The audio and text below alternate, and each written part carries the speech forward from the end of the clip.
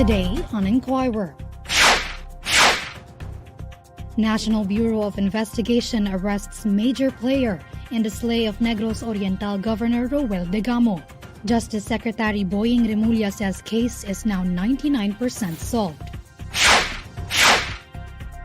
Authorities continue search and rescue operations following a ferry blaze that killed 29 in Basilan. 7 people still missing. Suspect behind the murder of a female student of De La Salle University-Dasmariñas now identified according to PNP. And in observance of the Holy Week, Malacañang announces half-day work schedule in government offices on April 5.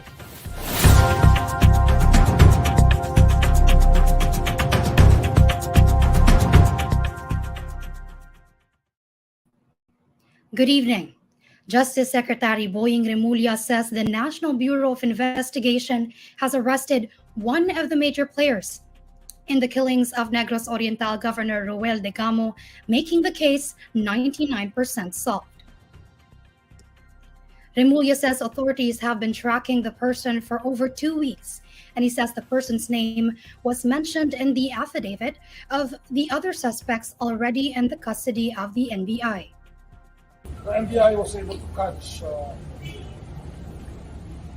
main player. Then we have not yet discussed it. We have never discussed it. But practically, I would say, in my own reading of the situation, one of the masterminds was caught today. But we will fill you in on Monday. We will get the statements first. We will get the details first, so that by Monday we can fill you in on the activity that was started today, where one of the masterminds was caught. President Bongbong Marcos cites the rising cost of goods as the biggest problem Filipinos are facing, as he vows to open more Kadiwa store outlets nationwide. Marcos says the Kadiwa ng Pangulo outlets are part of the government's efforts to address the high prices of commodities. In a move to help micro, small, and medium enterprises recover from the effects of the COVID-19 pandemic, he says the Kadiwa outlets across the country will also give MSMEs a market for their products. Tinutulungan natin ang mga maliliit na negosyante. Yung Kadiwa, bahagi diyan sa ating ginagawa. Yung Kadiwa ay naging bahagi diyan dahil binibigyan din natin yung mga local na manufacturers, yung mga maliliit lang na nagpo-process ng pagkain, nagpo-process na gumagamit ng mga kung ano-ano, gumagawa ng bag, gumagawa ng kape, gumagawa ng sari-sari, ay meron silang mapuntahan upang ipagbili ang kanilang mga produkto. The president also says the country must improve its agricultural production and lessen importation. Marcos blames importation as the reason behind the current high prices of goods, saying importation was a result of low agricultural production. Alam naman natin sa kasalukuyan, yan ang pinakamabigat na problemang hinaharap nating lahat.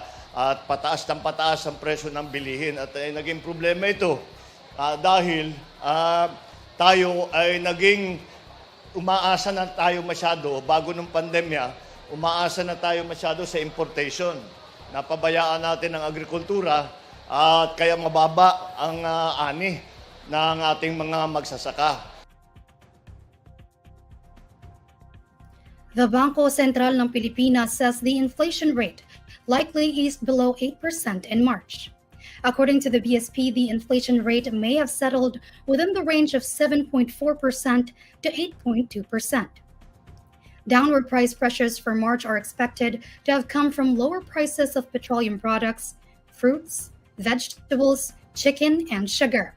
On the other hand, possibly helping keep the monthly average inflation high are rising power rates in Meralco-serviced areas, as well as other key food items like pork, fish, eggs, and rice.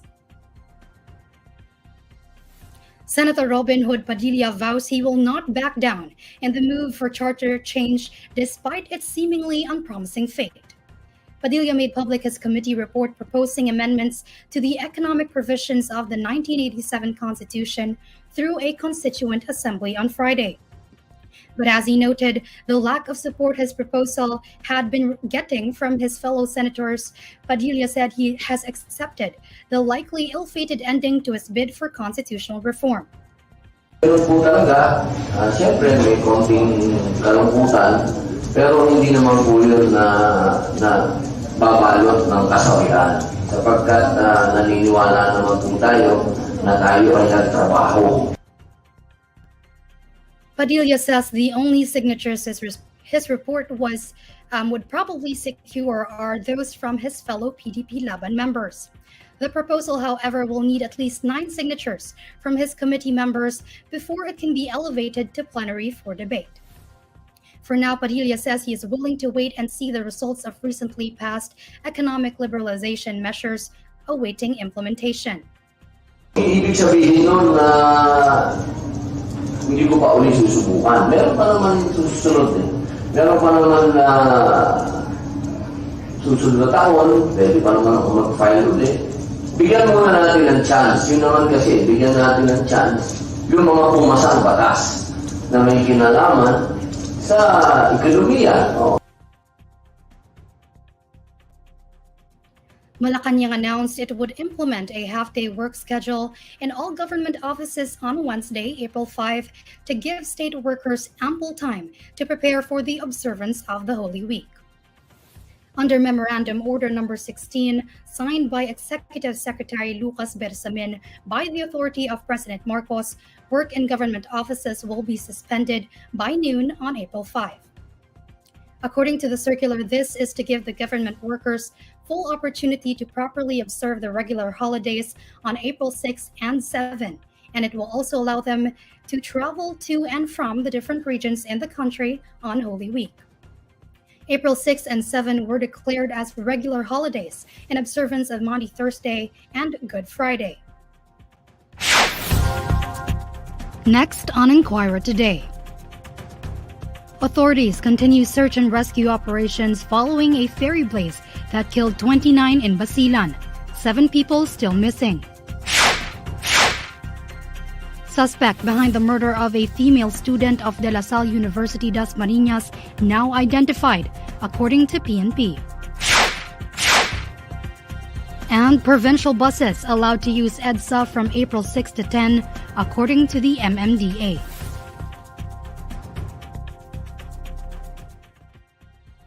This is Inquirer Today. We'll be back shortly. Tao po, tao po. Tao po. Ano po? Pera pong walis. Salamat.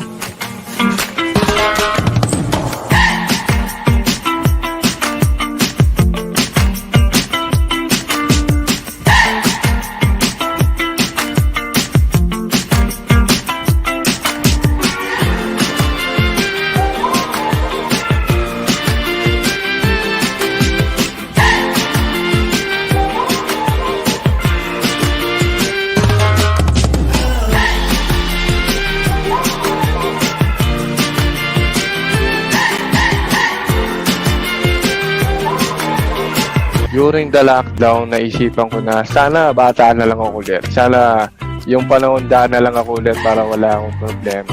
Doon pumasok sa akin ang tema ng barong-barong. Kasi kung di nyo po natatanong, batang release po ako. So lumaki po ako sa ganitong bahay at ganitong klase ng pamumuhay.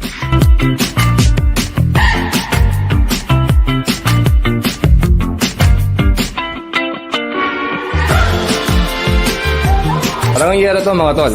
Ayan o. Diba, may tunog? Yero talaga to.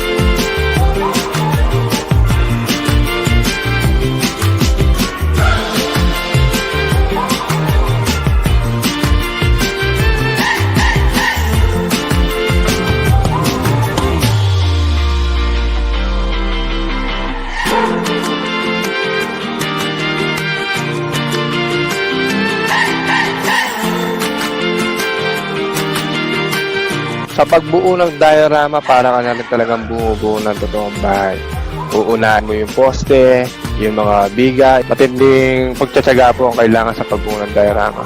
Almost a month po, depende po sa project yung binubuo natin.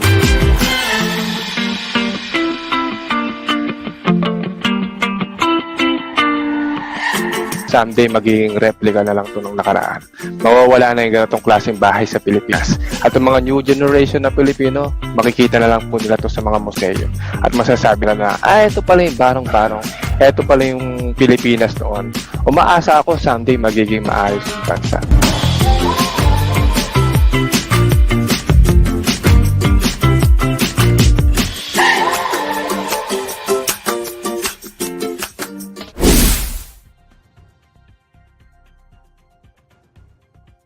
Authorities continue search and rescue operations following the deadly vessel fire that claimed the lives of at least 29 people. The Philippine Coast Guard says that it is now a retrieval operation as well. In its latest update, the PCG puts the death toll at 29 people with 216 survivors. 7 people remain missing. According to the PCG, only 11 of the casualties have been identified, and the 18 who were burned on board the vessel still need DNA testing. Witnesses said that the fire emanated from an air-conditioned cabin. Meanwhile, the Marine Environmental Protection Unit in Bangsamoro conducted an oil spill assessment and yielded a negative result. The ill-fated MV Lady Mary Joy 3 caught fire on Wednesday night while on its way to Wolo, Sulu. The Philippine National Police has identified the suspect behind the murder of the 22-year-old female student of De La Salle University, Dasmariñas, Cavite. The police says a hot pursuit operation conducted by the Dasmariñas City Police Station and Cavite Police Intervention Unit led to the identification of the suspect, Angelito Erlano. Based on the PNP's report, Erlano evaded arrest during the said operation. Police records show that he was previously involved in a theft case. A pair of black shorts and a blue shirt, believed to be what Erlano wore when he committed the crime, were recovered from the suspect's house. A black backpack believed to be owned by the victim was also found.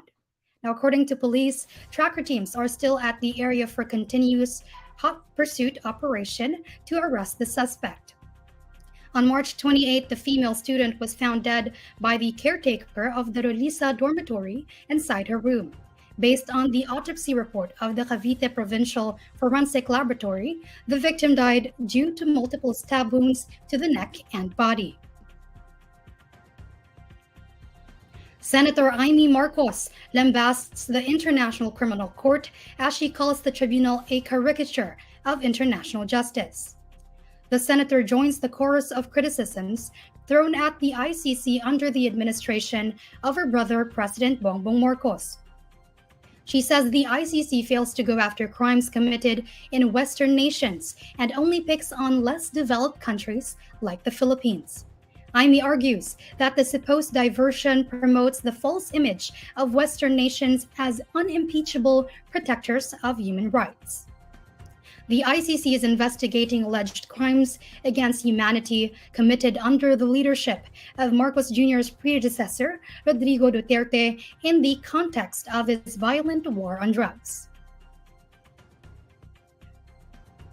Provincial buses will be allowed to use Edsa from April 6 to 10 in anticipation of the Holy Week travel rush. The MMDA says provincial buses will also be allowed to traverse Edsa from April 3 to 5, but only from 10 p.m. to 5 a.m.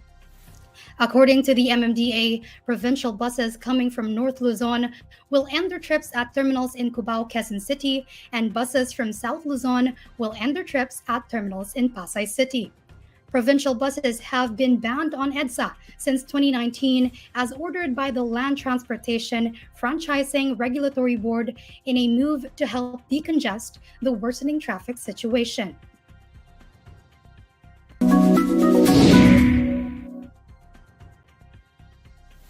Alamin naman natin ang mainit na balita sa mundo ng showbiz kasama si Pauline Del Rosario ng Bandera. Pauline? Hi, Bay! At sa mga kabandera natin all over the universe. Heto ang latest chika. Tila may hangover pa rin ng maraming fans at pasok sa trending topic sa social media ang first ever Star Magical Prom. Suot-suot ang makukulay at bonggang mga kasuotan, nagningning sa ivory carpet ang ilan sa mga bigating artista na dumalo sa prom night. Kabilang dyan ang aktres na si Cyril Manabat na pretty in light pink sa kanyang long gown. Ang P-pop boy group na BGYO, pure white ang naging tema sa kanilang tuxedo. Ang P-pop girl group na BINI, super stunning sa suot nilang pastel gowns. Kabog din ang naging prom look ng aktor at content creator na si Esnir Ranolio. At syempre, hindi rin nagpatalo ang ilan sa love team favorites ng madlang people. Pak na pak sa elegant look ang love team na sina Bel Mariano at Donnie Pangilinan na kinoronahang prom king and queen ng event. Hakot awards naman sina Francine Diaz at Seth Fedelin na naiuwi ang most viewed proposal, most kilig proposal at best proposal first runner-up. Ang celebrity couple na sina Andrea Brillantes at Richie Rivero nakuha ang most creative proposal at best proposal awards. At ang best proposal second runner-up naman napunta kina Jeremiah Lisbo at Kauri Oinuma. At yan ang latest bandera chika natin for today. Thank you, Bay, and happy weekend! Maraming salamat and happy weekend, Pauline. And these are the stories you need to know today. I'm Beatrice Pinlac. Catch Inquire Today live weekdays at 6 p.m. Follow INQUIRER.net on Facebook, Twitter, YouTube, TikTok, Instagram, and Reddit. For more stories, visit INQUIRER.net. Good evening.